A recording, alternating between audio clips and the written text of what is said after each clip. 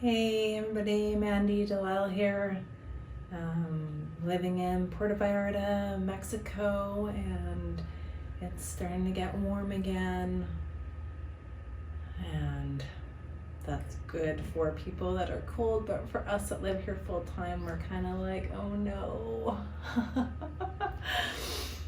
It's nice to be able to wear long sleeves and pants when you live year round in hot climates. It's a funny perspective change. Anyways, what I want to say today is that I've just been filming and having fun chatting about what is top of mind for me, which is real estate, particularly buying older fixer-uppers and, not working with realtors and the experiences that can happen. Sure, there are some good ones, but of course on Facebook and the groups we hear about the negative ones. And it's really sad. Puerto Vallarta is one of the safest places to move in Mexico. Largely because it depends on tourism. There's a whole economy around locals working in hotels and restaurants on the beach, driving, tours, weddings, destination weddings, spring break, family vacations, and it just gives people a big opportunity to interact with a global economy here. So with that's the plus and the minus, it's very similar to living in Canada. I was living in Vancouver Island in the Comox Valley. Shout out to anybody that lives on Vancouver Island. Text me in the comments below if you live there, because it's kind of cool. I mean, there is a direct flight from Comox Valley to Puerto Vallarta, and it's like 5 hours, I think. Sometimes you do a short layover in Vancouver, Calgary, or Alberta, or Edmonton. That's where I transferred last time. Anyways, so on the beach, I see a lot of people that are from Comox Valley, which is kind of funny. And for people that live in the golf course, Crown Isle in Comox, there's a real estate development called Los Tigres that's just in Nouveau, just across the bridge from Old Vallarta. It's called Nayarit, or Nouveau Vallarta, and you'll see some postings from some beautiful open houses that I've done there. But it's a very similar clubhouse, amenities, pools, tennis courts. There's even a horse facility next to it for jumping for people that love equine activities. So that's pretty cool. You could have a penthouse condo and still ride your horse and go shopping and go swimming on the beach. It's pretty cool. So anyways, I was reading in some of the groups on Facebook that this couple bought a house using a real estate lawyer, and they bought the house, they used the lawyer, they thought they were safe, they put the money in escrow, which is like a bank trust, and then you sit at a notary and you do the final paperwork, and then the escrow sends the money to the owners, and that part never happened.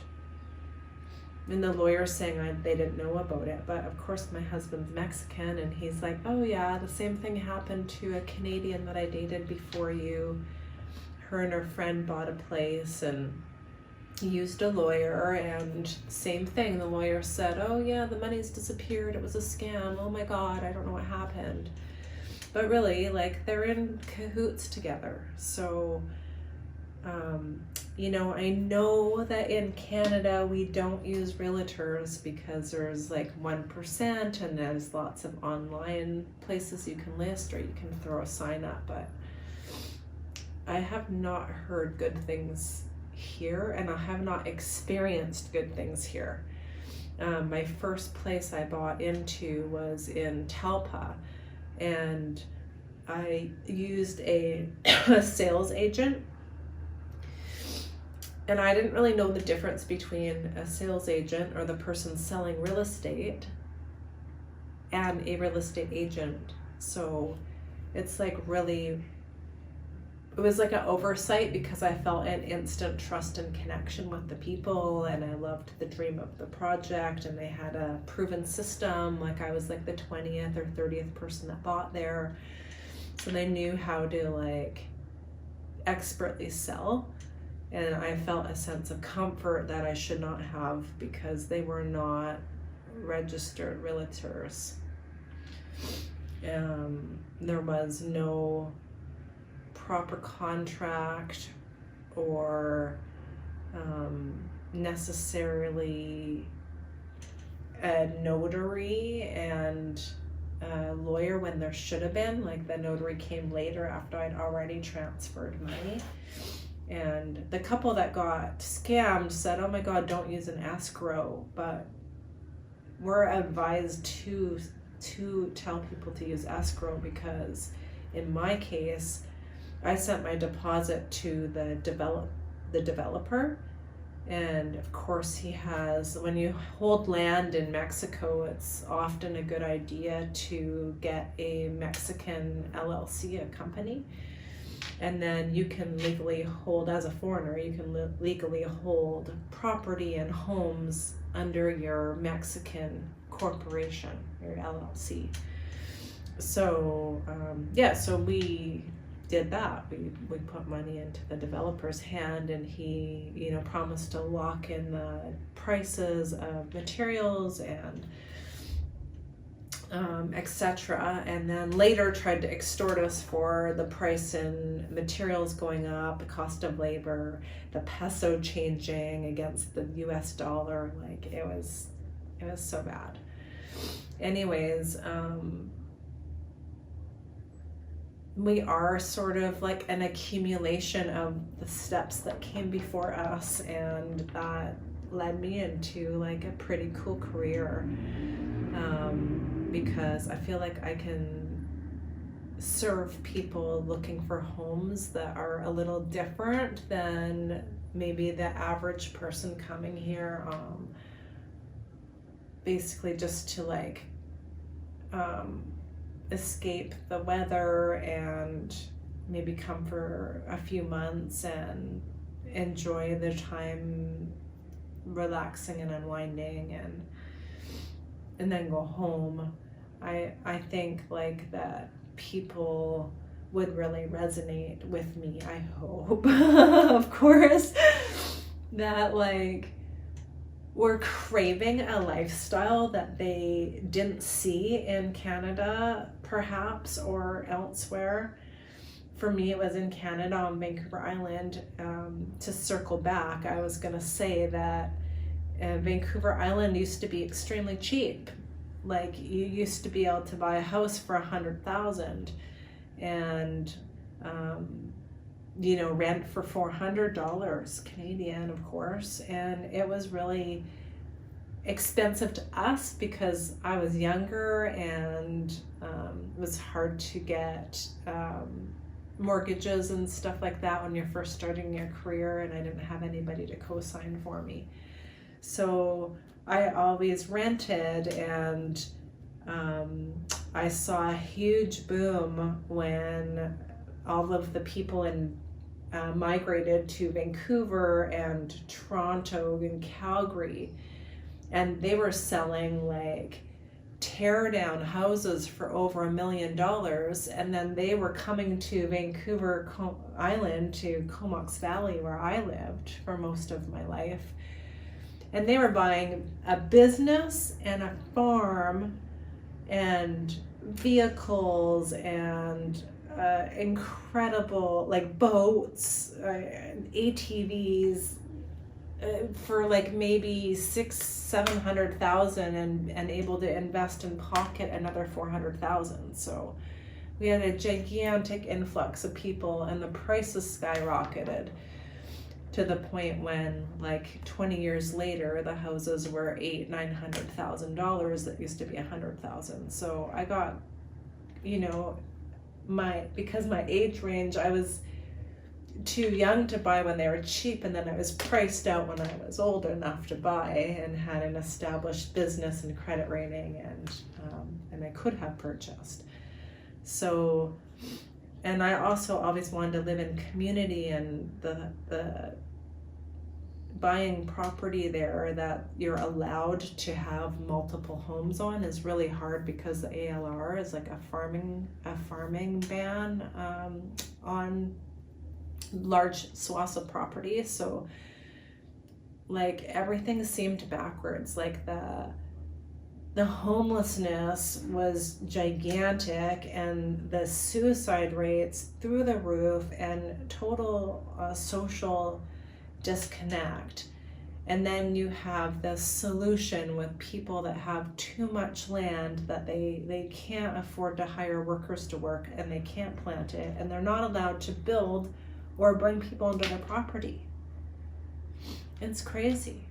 So many of like my kind of people that wanted to live in community and, you know, like do yoga and journal and meditate and grow vegetables and like travel and have fun conversations by the pool, like those kind of people moved to Costa Rica. And Costa Rica, like we're priced out of Costa Rica now.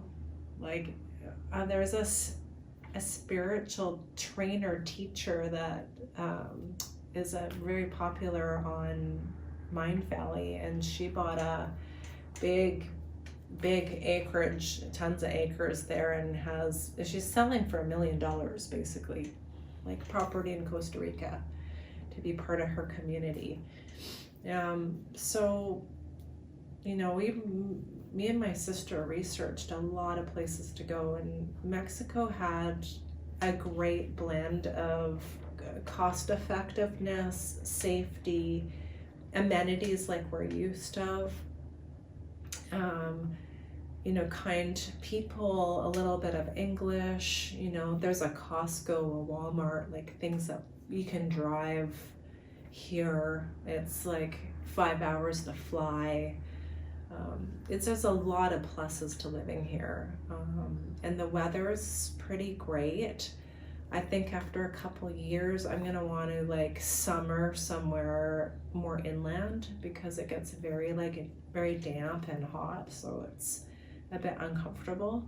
But of course, if you're coming for a couple weeks, sounds really nice to be hot. I remember that for sure. All I used to do is lay in the sun. But no, I was laughing with a client that I'm looking for a home for, and I said we like hide from the sun now. I don't want to get sunburnt anymore.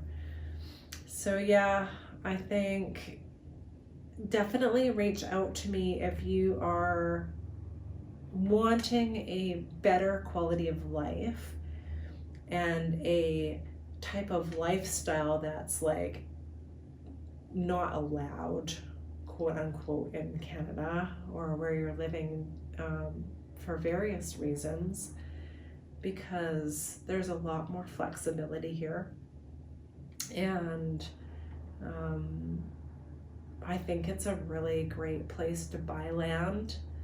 The workers are very, very hardworking, and they work for very inexpensive compared to what we pay in Canada. Like, you might have to pay, like I did, the same guy, different guys to do the same job, because they all say they can do it and they can't. So, you know, inexperience comes with cheaper labor. That's just what happens. But you know, you stay on your job and you manage things and you communicate as best you can with the translators, and And you get like pretty cool, funky, unique places that are great to live in. And you can rent, you can travel, you can work abroad, you can kind of come back and forth, spend part of your time here and part of your time back home. You can have a place for your friends and family to come. There's like a lot of really cool benefits to living here and buying here. So look forward to speaking to you. There's lots of ways to reach me. You can email me, phone me, text me. You can hit me up through social media. List with Mandy is my handle, and I'll drop the important information in the video notes. But yeah, thanks for the time, and we'll chat with you soon, I hope. Have a great day.